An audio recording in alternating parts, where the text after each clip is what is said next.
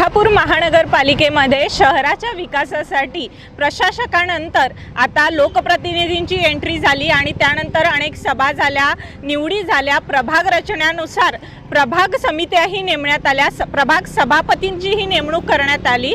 त्याचबरोबर प्रत्येक बैठकींमध्ये अनेक आश्वासनं मांडण्यात आली, अनेक योजनांना मंजुरी देण्यात आली, आश्वासनांचे पूल बांधण्यात आले, परंतु या पुलांचा पाया घातला गेला। योजना पूर्ण मंजूर करण्यात आल्या, परंतु त्याचबरोबर योजनेला सुरुवातही झाली। या पुलांचे आश्वासनांच्या पुलांचा पाया घालण्यात आला, परंतु तो पाया घातल्यानंतर त्याच्या बांधणीसाठी मात्र महिने वेळ लागत असल्याचं आपल्याला पाहायला मिळतंय। आपण आज पहिला मुद्दा घेतोय तो या कोल्हापूर शहरातील स्वच्छतागृहांचा। आपण आज सद्यस्थिती पाहतोय राजारामपुरी एरियामध्ये आपण आज आलेलो आहोत। या ठिकाणचं जुनं बाथरूम वॉशरूम बघायला गेला तर त्याची अत्यंत दयनीय अवस्था असल्याचं पाहायला मिळतंय। अत्यंत खराब अवस्थेतही लोक आज देखील हे बाथरूम वापरत असल्याचं पाहायला मिळतंय। या ठिकाणी फक्त पुरुषांसाठी स्वच्छतागृह हे उपलब्ध आहे, महिलांसाठी कोणत्याही प्रकारचं या राजारामपुरीच्या संपूर्ण एरियामध्ये एकही स्वच्छतागृह नसल्याचं पाहायला मिळतंय। त्याचबरोबर त्याला पर्यायी निधी आणून या ठिकाणी नवीन बांधकाम सुरू करण्यात आलं। जसं मी मगाशी म्हटलं की आश्वासनांचे पूल बांधण्यात आले, पाया घालण्यात आला, त्याच पद्धतीनं स्वच्छतागृहाची सुरुवात तर झाली, परंतु गेल्या 2 ते 3 महिन्यांपासून या ठिकाणी फक्त कॉलम्स उभं करण्यात आल्याचं आपल्याला पाहायला मिळतंय। या रखडलेल्या कामामुळे आपल्याला पाहायला मिळतंय की नागरिकांची असेल, महिला असतील, पुरुष असतील, या सर्वांचीच या ठिकाणी गैरसोय होत असल्याचं चित्र आपल्याला पाहायला मिळतंय। गेल्या 2-3 महिन्यापासून या ठिकाणी स्वच्छतागृह हे उभारण्यात आलंय। त्याचबरोबर आपण पाहू शकताय की याच्या शेजारी असलेलं उद्यानामध्ये अनेक लहान मुलं खेळण्यासाठी येत असल्याचं पाहायला मिळतंय, परंतु अद्याप या ठिकाणचं स्वच्छतागृह असेल याची बांधणी अजूनही पूर्ण झालेली नाही। त्याचबरोबर स्वच्छतागृहाच्या आपण या ठिकाणी शेजारी पाहू शकताय महापालिकेचा बोर्ड आहे, तो कोणत्या अवस्थेत पडल्याचं आपल्याला पाहायला मिळतंय। या ठिकाणी पाहतोय आपण त्याच्यावरती लिहिलंय येथे रस्ता अथवा इतरत्र कचरा टाकू नये, परंतु आपण पाहतोय की या ठिकाणी शेजारीच प्लास्टिकचा कचरा टाकल्याचंही आपल्याला चित्र पाहायला मिळतंय।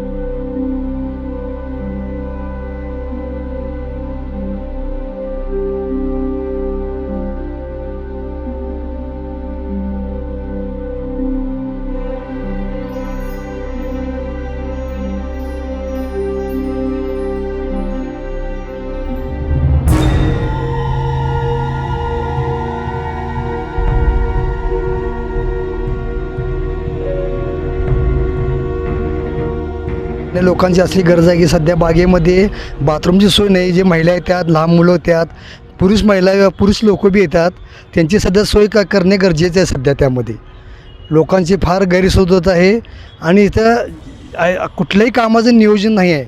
या बागेमध्ये एवढं सुंदर असं हे महापालिकेने एवढं सुंदर बाग आपली चालू केली आहे, तर बाकीचे नियोजन नसल्यामुळे लोक गैरसमज होत आहेत। स्वच्छता करण्याची गरज आहे।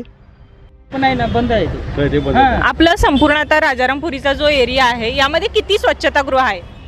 तर राजारामपुरीत बघितलं तर इथं एकही स्वच्छतागृह कुठले नाहीच आहे। एक बाईच्या पत्र्यापेक्षा आहे ती बंदच आहे आणि पहिल्या गल्लीपासून इथं बघितलं तर कुठं काय नाहीच आहे। इथं नागरिकांची मोठ्या प्रमाणात गैरसोय, महिला असतील, पुरुष असतील, यांची गैरसोय हो एकदम गैरसोय होते।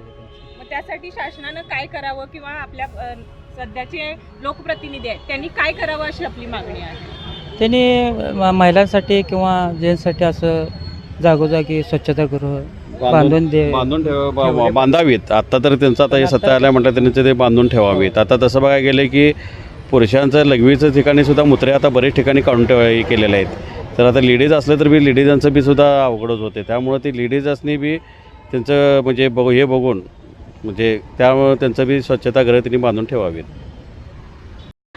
या ठिकाणच्या ज्या स्वच्छतागृहाचा आपण आढावा घेतलाच, परंतु त्याच्याच बाजूला आपण पाहतोय की मोठ्या प्रमाणामध्ये गार्डन तर आहेच, परंतु त्याचबरोबर या ठिकाणी खाऊ गल्ल्याही आहेत आणि या खाऊ गल्लीमध्ये हजारोमध्ये संध्याकाळ असेल, सकाळ असेल, आपल्याला या ठिकाणी गर्दी पाहायला मिळते। या ठिकाणच्या खाऊ गल्लीमध्ये खाण्यासाठी लोक येत असतात, परंतु या ठिकाणच्या स्वच्छतागृह असेल किंवा या ठिकाणी कोणत्याही प्रकारचं नियोजन नसल्याचं आपल्याला पाहायला मिळतं।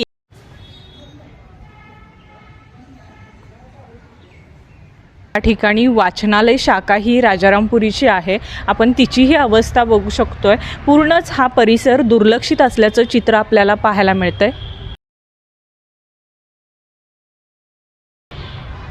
या वाचनालय शाखेमध्ये आपण पाहतोय की कशा पद्धतीनं या ठिकाणची दुरावस्था असल्याचं आपल्याला पाहायला मिळतं आहे. आपण बघताय की कशा पद्धतीनं या ठिकाणी खुर्च्या या ठेवण्यात आलेल्या आहेत.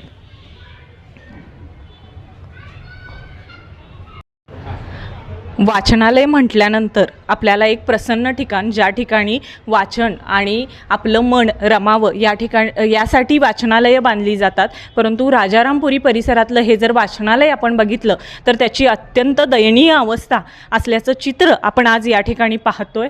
या ठिकाणी पेपर्स आहेत, सगळं आहे, त्याचबरोबर परंतु सुविधांचा अभाव नाही. बसण्यासाठी व्यवस्था आहेत, परंतु जे हवं ते प्रसन्न वातावरण नसल्यामुळं या ठिकाणची मध्ये दुरावस्था असल्याचं पाहायला मिळतंय.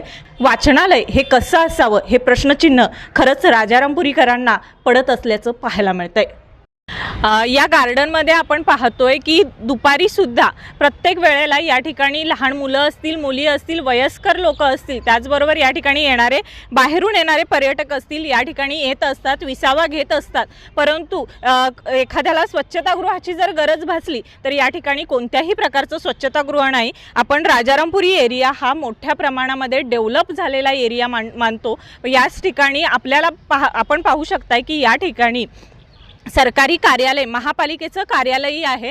अनेक अधिकारी या ठिकाणाहून ये जा करत असतात, परंतु त्यांना कधीही नजरेस पडलं नाही का असा प्रश्न नागरिकांमधून येत असल्याचं आपल्याला पाहायला मिळतं. या ठिकाणी कोणत्याही प्रकारचं संपूर्ण राजारामपुरी एरियाचा जर विचार करायला गेलं तर महिला असतील, पुरुष असतील, यांच्यासाठी कोणत्याही प्रकारचं स्वच्छतागृह नसल्याची मोठ्या प्रमाणामध्ये नाराजी या ठिकाणी व्यक्त केली जात आहे. TV नेक्स्ट मराठीसाठी रवींद्र बागलसोबत मी ऐश्वर्या पाटील.